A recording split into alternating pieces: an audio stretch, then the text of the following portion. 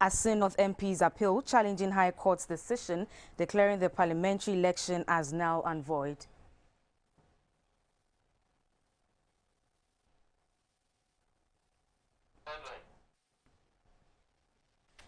Good evening. This is News Hour Live on GBC News and on GTV. Also streaming live on Facebook and on YouTube Ghana Broadcasting Corporation. My name is Samuel Akwoti. And my name is Jonathan Thompson. Now let's jump straight into our stories.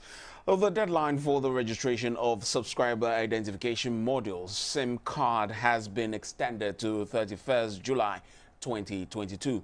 In a statement, the Ministry of Communications and Digitization cites a number of factors, including the fact that over 7.5 million citizens and residents are yet to obtain Ghana cards to enable them register their SIM cards. It adds that more time will also be required to update the SIM registration app for the registration of diplomats, while a self-service SIM registration app is also being developed to facilitate registration of SIM cards for Ghanaians resident abroad. This will, however, be operational by mid-April. The SIM registration exercise began on 1st October 2021 and was expected to end on 31st March 2022. As at 17th March, more than 14 million SIM cards have been linked to the Ghana card and over 10 million bio-captures conducted with 99,445 new SIMs registered.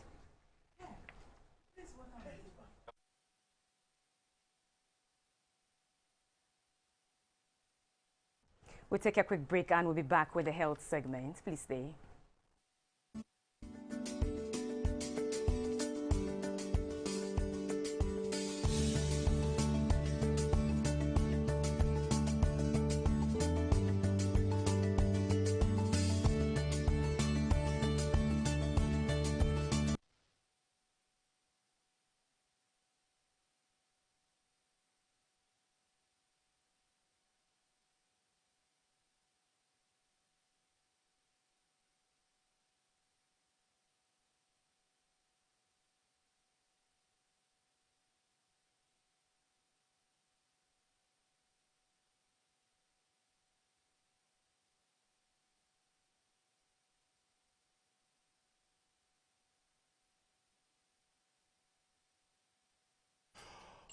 Now let's do some health stories. Zipline's 5th and 6th national sites have been formally opened in Ghana. Zipline is the world's largest drone medical supply operation in the country. The two sites located at Num in the eastern region and Karachi in the Oti region are expected to serve health facilities within the Afram Plains and other hard-to-reach communities in the Volta region, Eastern, Oti and Savannah regions.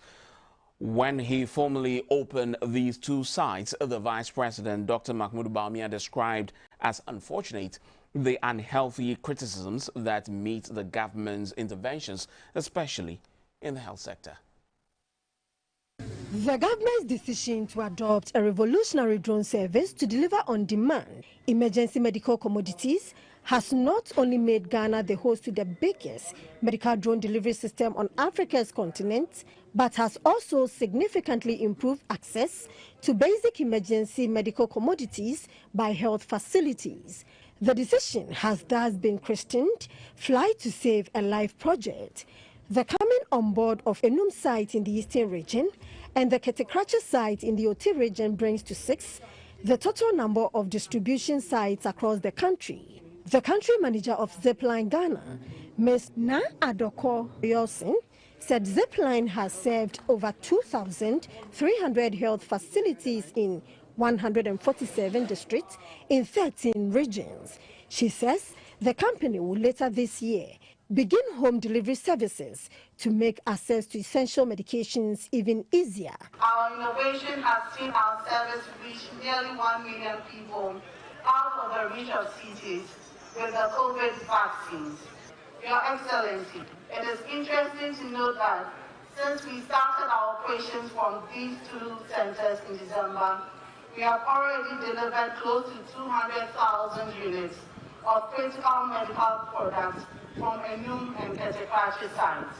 The Vice President, Dr. Mahmoud Bawumia, says since Zipline started its drone deliveries in some parts of the country, the challenges of traveling for vaccine inoculation and the delay in vaccine delivery, especially during the peak of COVID-19, have been resolved. In addition to the 1 million COVID vaccines, Zipline has delivered 4 million routine vaccines to all many parts of the country. Ghana, our own Ghana, amazingly has the largest medical drone delivery service in the world. Beyond the immediate benefits of drone delivery of vaccines and essential medical products to recipients, it is the improvement in the management and distribution of medical supplies from the various central storage facilities that is also important. The Vice President said the health sector remains an essential part of shaping the country's economic growth. He was not happy with the unhealthy criticisms that need government interventions, especially in the health sector. Never again should we be seen allowing ourselves to be divided by politics when discussing the health of our people. Zipline's other sites are located at Omanako in the eastern region, Mpenya in the Ashanti region, Seshioso in the western region, and Vopsi near Walewale in the northeast region, thus ensuring national coverage.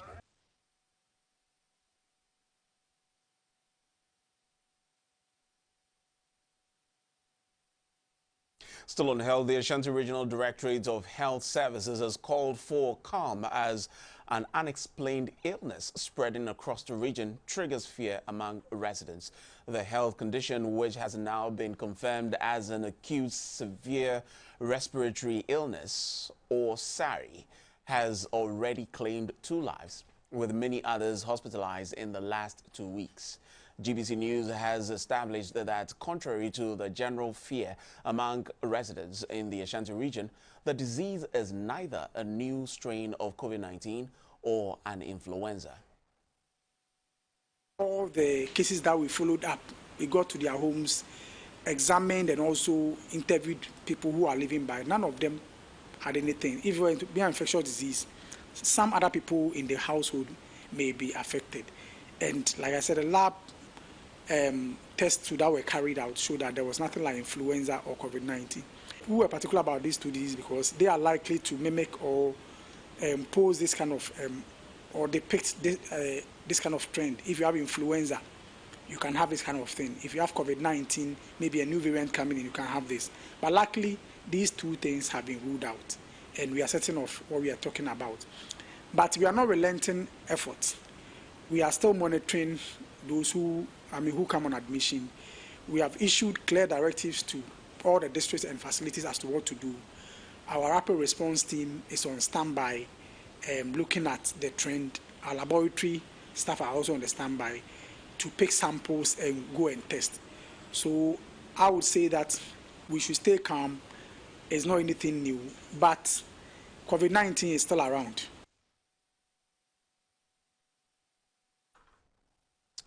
The construction of the ultra-modern facility for the Accra Psychiatric Hospital is scheduled to begin in September instead of June. This is due to some delays in the technical evaluation of tenders and value for money prior to cabinet and parliamentary approval. At a news conference in Accra, the director of the hospital, Dr. Pinaman Apo, disclosed that the intention to demolish the over 100-year-old facility is to reform mental health care in the country and reduce the stigma meted out to patients. Here's a report by Respiratory. The redevelopment of the Accra Psychiatric Hospital was initiated by the Vice President Dr. Mahmoud Baumia following his visit to the facility in 2017. Subsequently, a building committee set up to re-strategize, among others, designed the model for the building. The equipment list required for the facility has also been finalized. The facility will include support services such as diagnostic and imaging, clinical psychology wings, and staff quarters, as well as an education and research center. The structure is also designed to accommodate any amendments in the future and to adequately maintain it. A business model to generate revenue has been added. In addition to the wards and consulting rooms, the hospital will have private suites to comfortably accommodate patients and their families. Inpatient services will be ongoing during the construction. Plans are also in place to repatriate and reintegrate patients back into the community. As a result, the staff size will also be trimmed down. In collaboration with the Ministry of Health, the Ghana Health Service, and the Christian Health Association of Ghana and others, the staff are to be redeployed into the community to offer psychiatric services. This is to deinstitutionalize mental health care in the country. Funding for the projects will be absorbed by government's Agenda 111. The concept underlining this project will, one, change the face of mental health in Ghana as a whole, forever. It will help reduce the stigma towards mental illness. Our clients and the professionals ourselves who work in the mental health care delivery system. It will also help bring mental health care delivery to the doorstep of the average Ghanaian. In response to some views that the hospital should be relocated, consultant psychiatrist Professor Sami Ohene said that would further reinforce the stigma meted out to patients. We are looking at admitting people who have an acute need for care.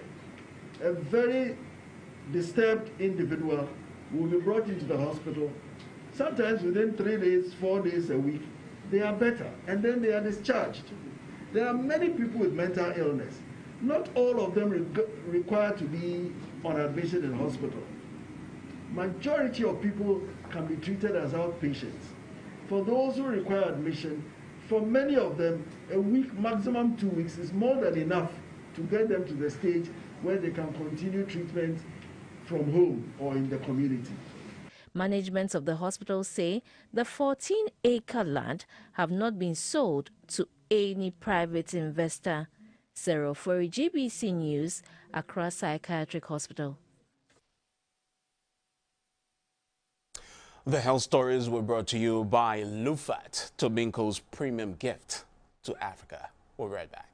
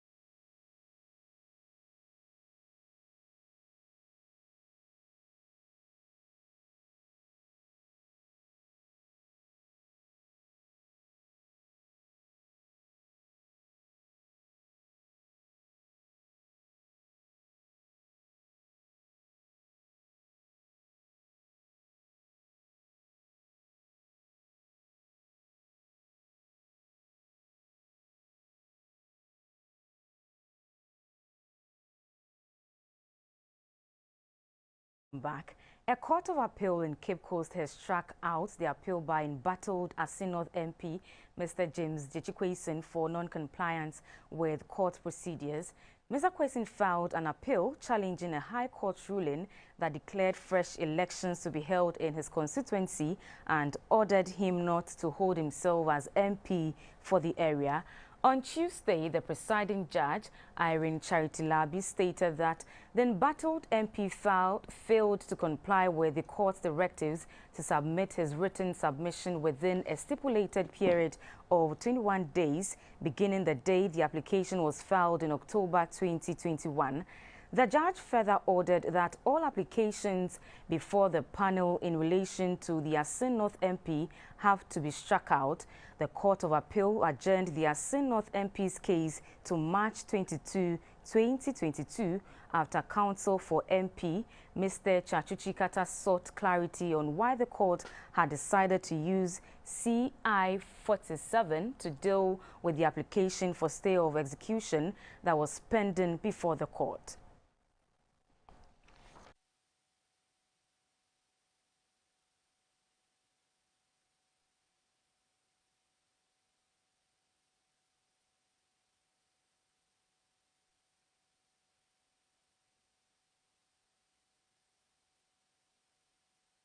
Now, how well do you know the Cybersecurity Act? If ever you are cyber-bullied, the short code to secret dress is 292.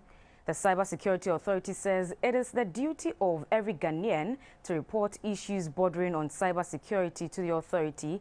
They say it is a collective responsibility requiring a collective approach. Phones, computers and internet have changed modern life. They provide many benefits, but not without it lurking danger.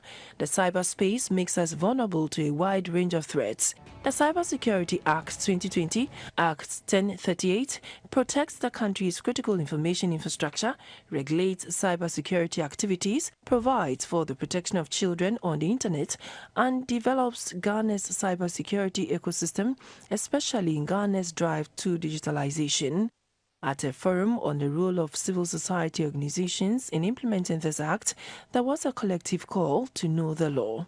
Before, we used to say that we would protect our parents, we would protect our families from certain things by using, I don't know, watchmen, guns, or whatever. Today, we need to make sure that the systems that we use on a day-to-day basis are protected to ensure that we continue to live the quality life that we are living and benefit from the things that technology provides us on a day-to-day basis. In enforcing the law to the letter, civil society organizations are pivotal. We have gone a step further by reducing the huge policy or act into Ghana, Tree, Ever, and Hausa. So indirectly, we're helping disseminate the act for the authority. We're looking forward to having the audio versions as well as the sign language versions made available to our target audience. The objective of doing that is to try to disabuse people's minds that cybersecurity is a technical terrain. We want people to take it to be a lifestyle. We need to have some kind of a framework that other participants, especially civil society, can actually work within to deliver whatever the Cybersecurity Authority plans to achieve in that space. The increasing reliance on the internet has led to increased cybercrimes such as cyberbullying, marketing and banking fraud, cyber espionage, and other cyber attacks targeted at critical information infrastructure. The watchword is caution. For GBC News, Shirley Annan reporting.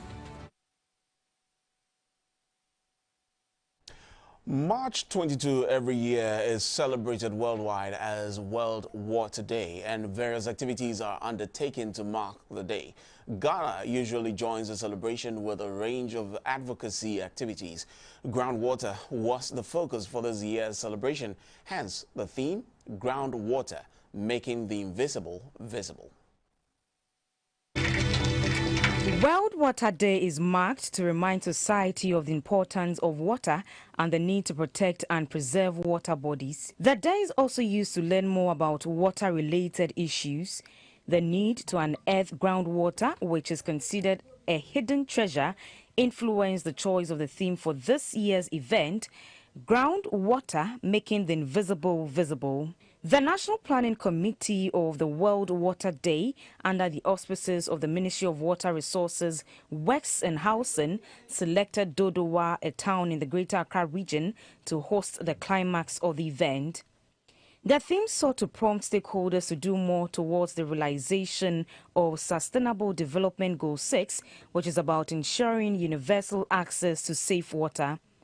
Illegal mining activities, deforestation, uncontrolled sand winning and pollution, which compromise the quality of water, is a major cause for concern. A representative of the sector minister, Mr. Benjamin Manya, spoke about measures being put in place to sustain groundwater. It is therefore heartwarming to note that government's attention is strategically on improving the knowledge base and understanding of the hydrogeological setting in Ghana for reliable groundwater resources information to support water supply, agriculture, industry, tourism, trade, and commerce.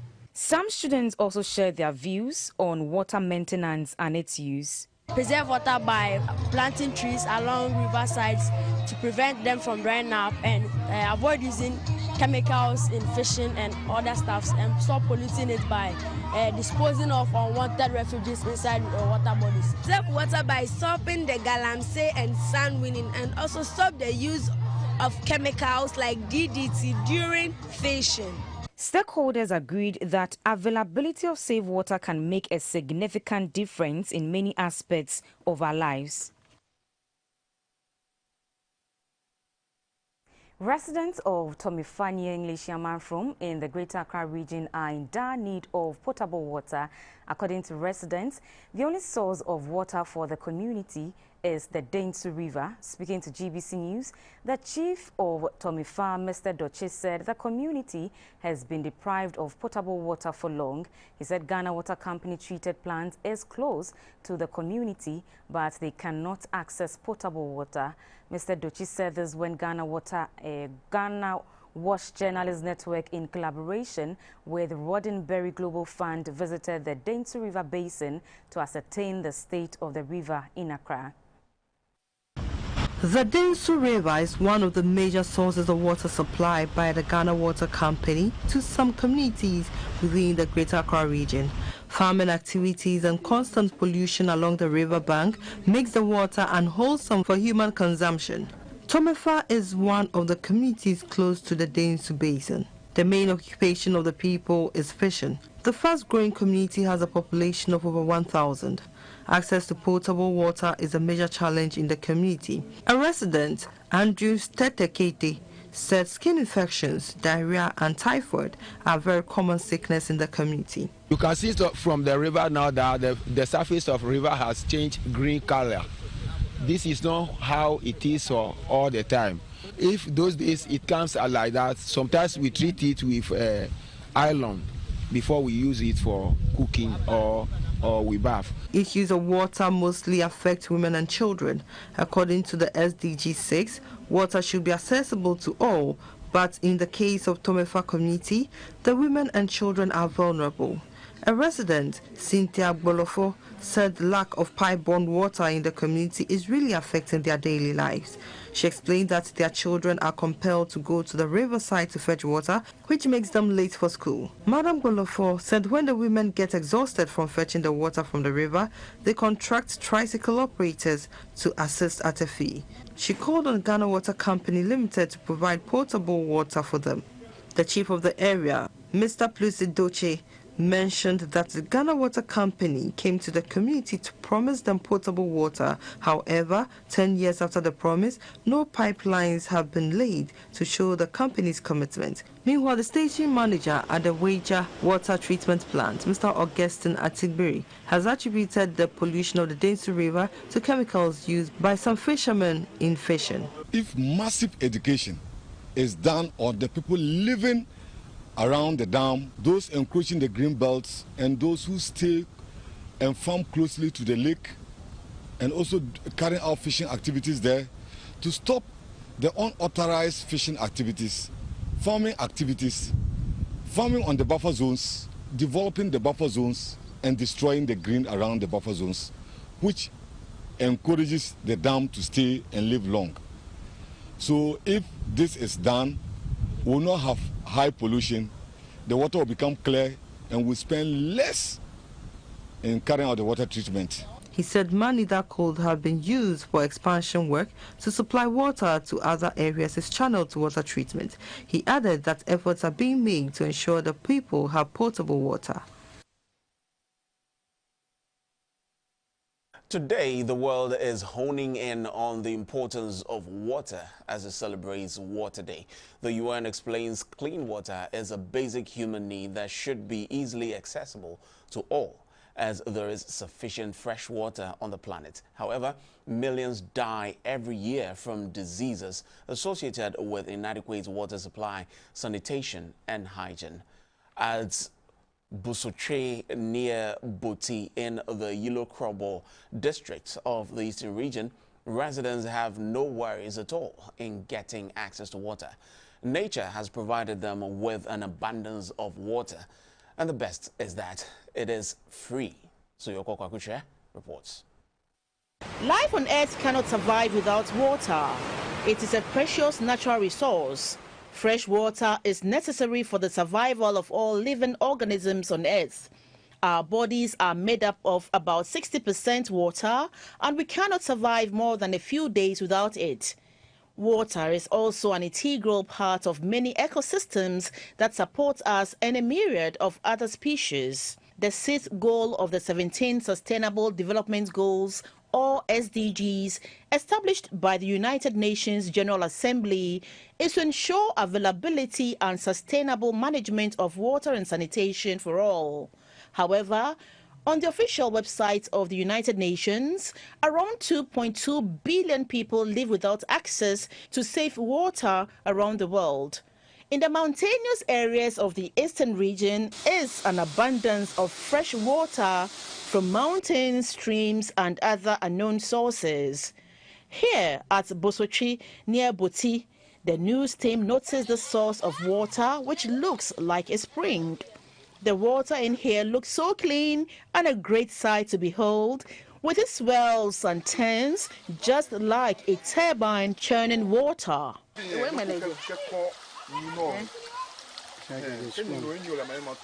For residents here, it is their source of drinking water and everyday use, as it never dries up.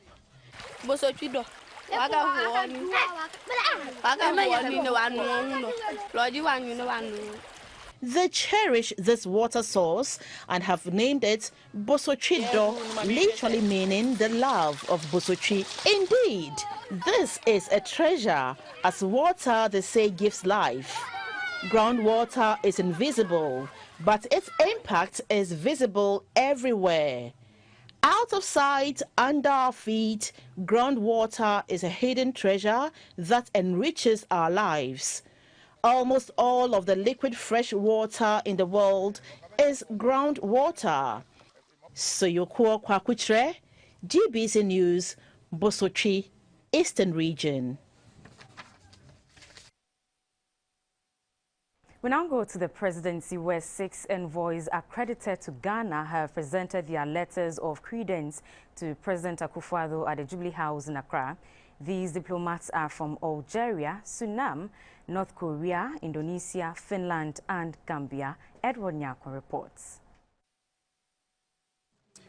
Algiers and Accra have had a well-established relationship for over 60 years, but now the two countries are focusing more on trade and investment. Presenting his credentials to President Akufo-Addo, Algeria's ambassador to Ghana, Mr. Ali Radel, said a security threat posed by jihadis in the Sahel required an African solution, and Algeria will work with Ghana to address it. I am mandated by the high authorities of my country to further promote our bilateral relations at the political and security, economic, cultural, and technical levels. So we know the strong historical developments that have taken place in the energy sector in Algeria, and we think that it would be a good idea for us in Ghana also to benefit from that experience. Next to present her letters to the president was Suriname's ambassador to Ghana, Fidelia Grant Gallon. President Akufo-Addo said relations between the two countries are hinged on long historical antecedents and hope to expand it to cover the economic sphere. North Korea's ambassador, Jong Tong-kul, was next to have fraternal exchanges with President Akufo-Addo. The president was upbeat the ties between the two countries will improve during the tenure of Mr. Cole. Indonesia and Ghana were founding members of the Non-Aligned Movement, NAM. The new envoy is Dr. Usuru Harahap. Ghana is one of the important partners to Indonesia in Africa. Our volume of trade is only about $250 million US. It is not reflecting the real capacity of our bilateral trade cooperation. We need to boost the volume of trade between Indonesia and Ghana. We have basis for very strong ties of intimacy and good relations, yes, and we should build on it. And I'm hoping that your period here, as the ambassador of Indonesia to Ghana, will provide the occasion for this renewal and enhancement of our relations. Yes. Accra and Helsinki have strong bilateral ties with Ghana, sitting at the top as a trading partner of Finland in West Africa. Ambassador Lina Peslivainen lauded the leadership of President Akufo-Addo and pledged to deepen economic cooperation between the two countries. We follow very closely the work that you are doing, and we highly appreciate the way you work regionally and internationally, globally, to promote our shared values of democracy, peace and security, sustainable development. The areas of concern for you are very much the areas of concern for us. Already, the former Minister for Education, who's now the Minister for Energy, paid a very important visit to Finland at my instigation to go and develop, discuss with you opportunities in education, especially education at the primary school level. And then he came back with a very positive report as to what is feasible, and I believe that is being worked upon. Gambia's new High Commissioner to Ghana is Mohamed Musa Njai. Because of our strong bilateral relations, we have a community in Gambia that's called Ghana Town, the Ghanaians. They've been there for many, many years. And it shows that regional integration and inclusion is possible. The elections that you held in the Gambia are a refreshing alternative to that rather dismal picture to show that the flame of democracy is still very much alive. Ghana and Banjul will continue to work together for the dividend of democracy to trickle down to benefit the teeming youth in the ECOWAS region. Edward Nyakun, reporting for GBC News. Ghana's cultural identity was brought to the fore with cooking competition at Koforidua, the eastern regional capital. The competitors display their culinary skills in the preparation of dishes such as omotuo with nkatinkwai, tozafi and ayoyo soup, tubani, fufu, and palm nut soup. The regional office of the Center for National Culture organized the competition as part of the celebration of the Heritage Month. Were paired with some second cycle schools to participate in the competition. Pentecost SHS was paired with GBC Sunrise FM, New Joab and SHS with Information Services Department ISD, SDA SHS with Department of Agriculture, Bright SHS with the Ghana Immigration Service, among others. Some of the traditional dishes prepared were apapransa and koto, impotompoto, tatale and idriabum, kokonte and palm nut soup, tozafi and ayoyo soup. The rest are benku and okra stew, tubani, fufu and palm nut soup, omotuo with nkatenkwan, and wache with shito. The New Joab South Municipal Chief Executive, Mr. Isaac Apau-Jesis, urged the Metropolitan Municipal and District Assemblies to liaise with the Center for National Culture in their respective regions to initiate programs and activities to promote the cultural heritage of the country at all times. He said, "Our foods and local languages define our cultural identity." He encouraged us to speak our languages at all times and patronize our locally manufactured products. Food as part of our culture also defines our identity, whilst it is associated with a variety of health benefits. The different kinds and variety of foods are associated with the ethnic groups across the country and region. The Director for Policy Planning, Research Monitoring and Evaluation at the Commission for National Culture, Mr. Phil Richardson Comey, reiterated the need for Ghanaians to patronize local cuisines to minimize the importation of foreign foods. This, he said, could also help reduce inflation rates in the country since food takes a chunk of both private and public sector expenditure. Mr. Comey encouraged the Ghanaians to revisit the habits of backyard farming, which, to him, will help promote the consumption of the local foods. He called on the Ghana Education Service to revise the basic education curricula to promote the consumption of traditional foods.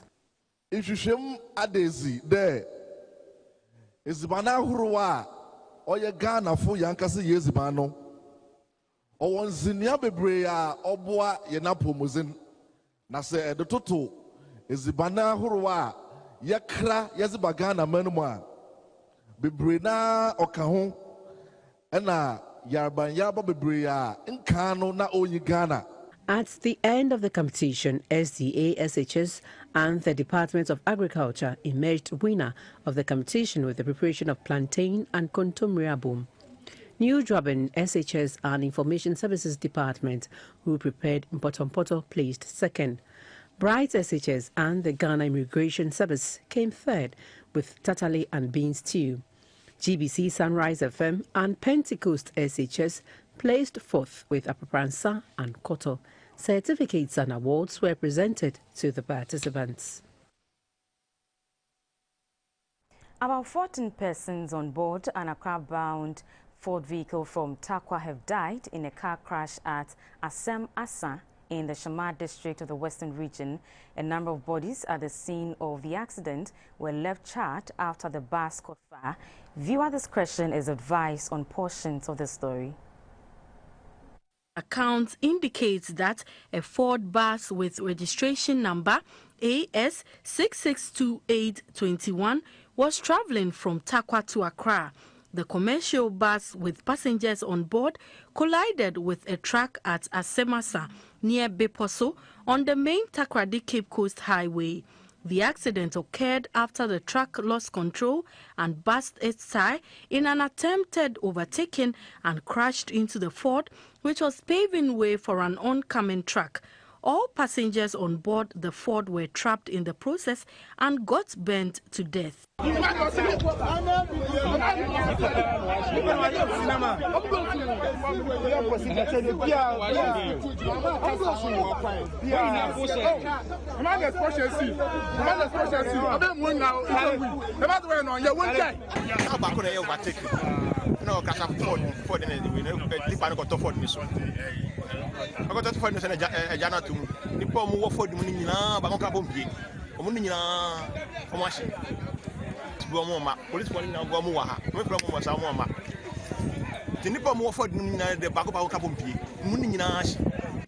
The Western Regional MTTD Commander, Chief Superintendent Isaac Kwesi Sokpa, said the charred bodies have been sent to the morgue at Cape Coast for preservation and autopsy.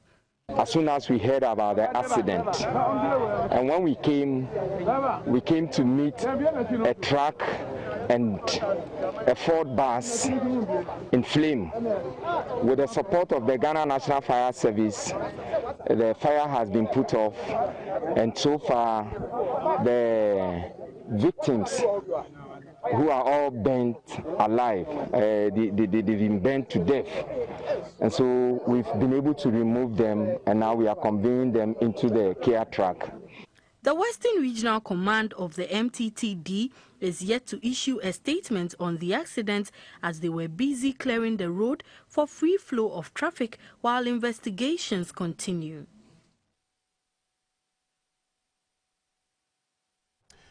You're live on News Hour right here on GBC News and on GTV. We'll be back.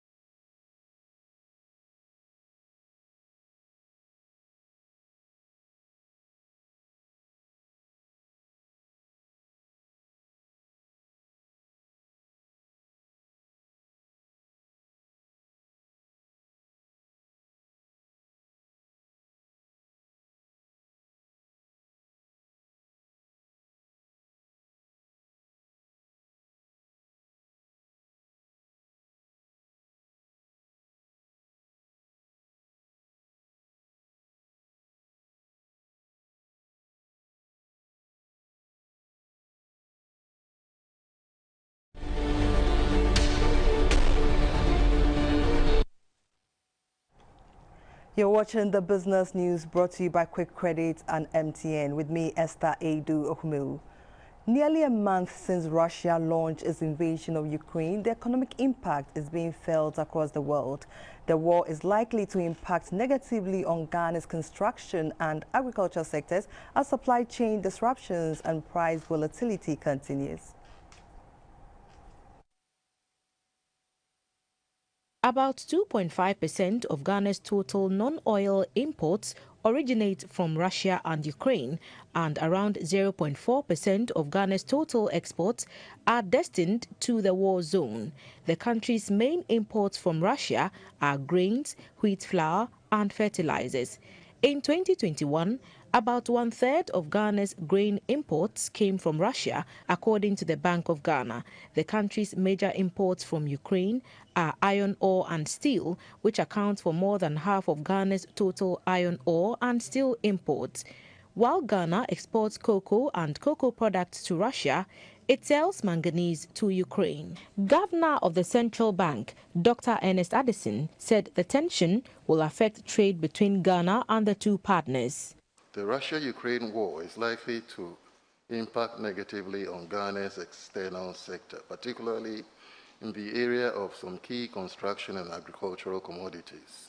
The construction industry will likely face some challenges in terms of supply disruptions and prices of steel and iron ore imports. Already, the Ghanaian economy is battling surging fuel prices, partly induced by Russia's invasion of Ukraine.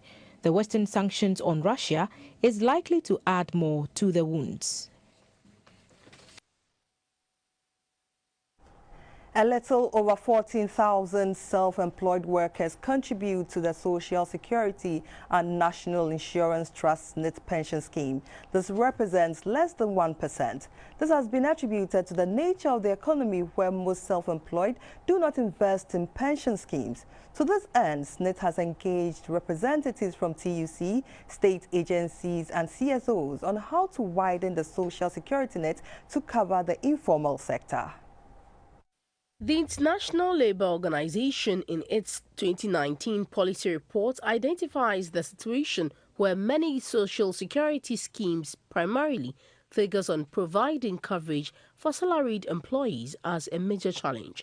The gaps in social protection for self-employed workers raises concerns not only for the realization of their human rights to social security, but also for social and economic development and the achievement of the SDG. Contribution modalities include declaration of a monthly salary of 13.5%, flexible payment options available, and annual salary adjustment. The Ghana card will be used for registration and contribution via mobile money. The Minister for Employment and Labour Relations, Mr. Ignatius Bafo-Ewua, said considering the unique benefits of the scheme provided by members, it is important for the self-employed to join the first tier. The difference between SNIT and the other tiers is that while they pay a lump sum, SNIT pays monthly pension until death.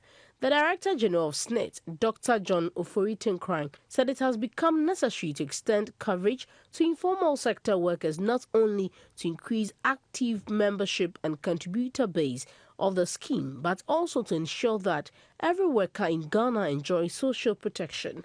The terrain is wide open. This program that we are embarking on, my hope is that maybe a year after we have rolled out this campaign, we can get, as much as about 1 million people, that's 10% of them enrolled onto our scheme. Now is as good a time as any to take the good message of SNIT out there. The Chief Executive of the National Pensions Regulatory Authority, NPRA, Mr. Hayford Atakrofi, said pension is a different kind of scheme where investments are safe. The larger population is in the informal sector, and because it is voluntary, it's an encouragement that we give to all Ghanaians that in addition to whatever investment that you may have, a pension investment is very copper-bottomed and every Ghanaian should be on a pension scheme. Leaders of various informal groups, players in the entertainment industry and media will be engaged in the subsequent days, and similar events will be replicated across the country. In April this year, Ghana will host the 7th meeting of the Organization of African, Caribbean and Pacific States Ministers in charge of Fisheries Conference. To this end, the Minister for Fisheries and Aquaculture Development, Madam Mavis Hawakumson, has called on the Secretary General of the OACPS in Brussels to brief him of preparations being made towards the conference. The 7th meeting of the Organization for African, Caribbean and Pacific States, OACPS, is slated for April 5 to 8, 2022 in Accra. Representatives of 79 member states comprising policymakers, practitioners and professionals within the fisheries and aquaculture sector are expected to descend on Accra to deliberate on how to protect marine life and utilize marine resources for national development. The onus therefore lies on the Ministry of Fisheries and Aquaculture Development to ensure that Ghana derives the needed benefits from hosting the conference. On a working visit to Brussels, the Minister for Fisheries and Aquaculture Development, Madam Mavis Hawakumson, interacted with the Secretary General of the OACPS, Mr. Georges Pinto Chikoti. The Minister spoke of preparations being made to ensure the success of the upcoming conference and the itinerary for the Secretary General at the conference. We're going to seize the opportunity to learn a lot that will be discussed, so we can use it to also bridge the gap, like I mentioned earlier on, bridge the gap of our losses during the pandemic, and also to boost the investment area of our fisheries and aquaculture sector. The meeting was followed by a special session with the Committee of Ambassadors of the ACP member states. At the meeting, the Fisheries Minister announced that the government of Ghana would provide gratis visa to all participants and was also working with airlines for the possibility of getting the delegates discounted air tickets, considering that the world is now recovering from the economic shocks of a pandemic.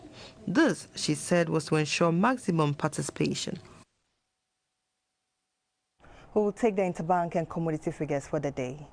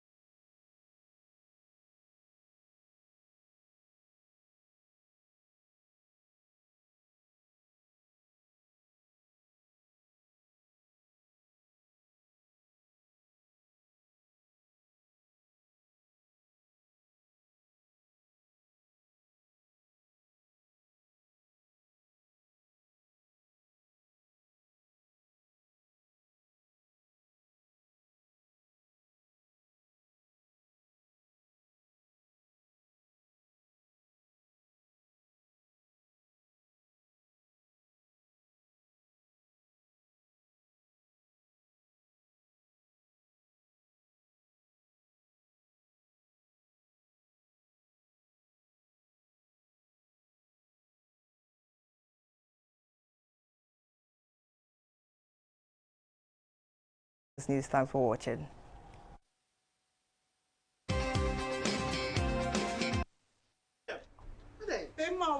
Me. Watch me, you come 1 week, Mr.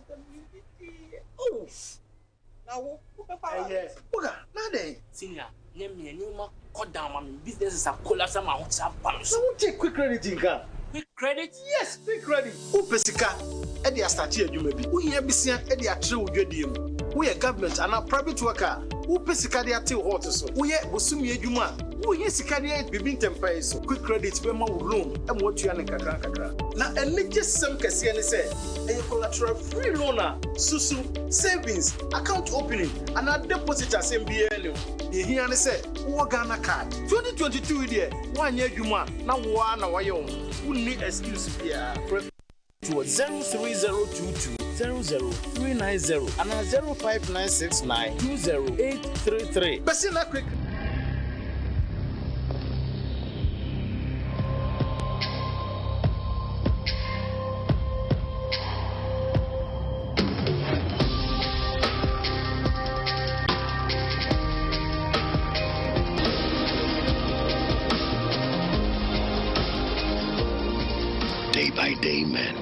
strong and refined. The skincare you deserve.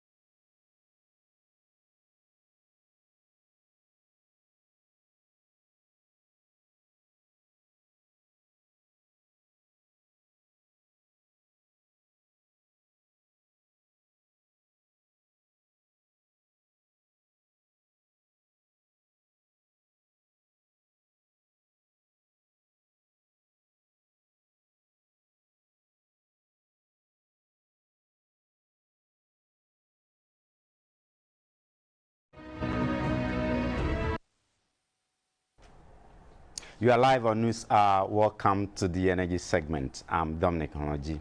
LPG and battery-powered buses will soon be introduced in the country as part of efforts to reduce carbon emissions in the transport sector. The government hopes to phase out diesel and petrol buses in line with its climate change adaptation measures.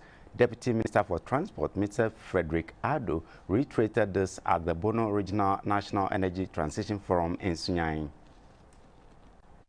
Organized by the Ministry of Energy, it was a meeting to collate views on Ghana's plan for energy at a time climate change adaptation is crucial for the future. Ghana, in response to the Paris Accord, is developing a national energy transition plan towards achieving a net zero future. The Sunyani Energy Transition Forum is to sensitize people of the Bono region to Ghana's energy transition plan and to get them to make inputs. In the plan, the country hopes to increase gas-based electricity generation and increase the share of renewable energy like wind, solar and waste in the generation mix. Deputy Minister for Transport, Mr. Frederick Ado, told the meeting that the transport sector, which is a net emitter of greenhouse gases due to its reliance on fossil fuels, will undergo reforms and use more environmentally friendly energy. As a ministry in charge of the transportation, we remain resolute and committed to the promotion of a sustainable and environmentally responsive transport system. It is perhaps one of the most urgent and critical measures that can guarantee a net zero emission future. In respect of the road transport services, our focus is mainly on technological shifts away from petrol and diesel fuels to a more benign achievement and other alternatives. The Director of Policy Planning, Monitoring and Evaluation at the Ministry of Energy, Mr. Anthony Jaja, said all sectors must help achieve net zero emissions by 2050. The total renewable energy installed by December 2021 is about 120 megawatts, representing 2.4% of the national generation mix. A member of the National Energy Transition Committee, Mr. Ajiman Forson, gave an overview of the National Energy Transition Plan. Since we are actually not emitting much, do we need to have our energy transition plan the same way as yes, they are having theirs, but we also have to consider our own context whilst actually achieving energy transition? We now bring you some data on national power generation, Ghana's power export figures, and the water level in the Akosombo and Bui dams.